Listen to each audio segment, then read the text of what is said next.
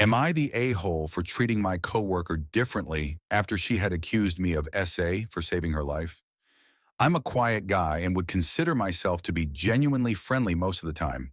I treat all my coworkers as friends whilst at work, as I believe that it's easier to work with people you actively like.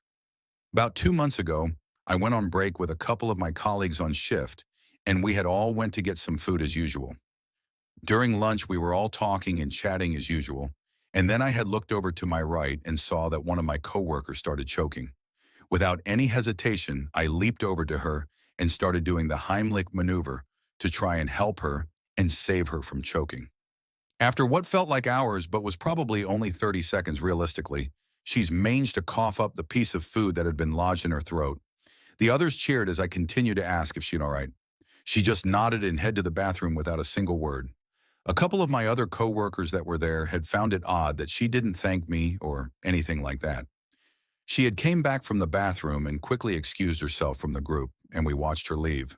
She must have called in sick because we didn't see her when we had returned from our lunch break. I had put her behavior down to being scared due to the life-threatening experience she had just went through.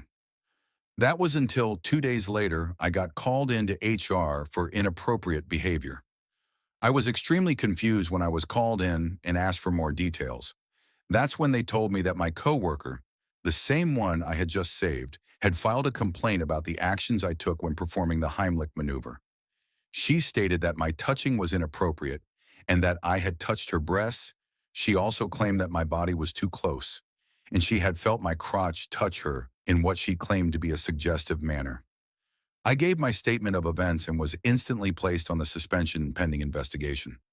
Thankfully, it had only taken a week, and I was cleared of any wrongdoing and was allowed to return to the workplace. I wasn't nervous returning to work because I knew that I had witnesses that proved my story of events. However, I did distance myself from the coworker.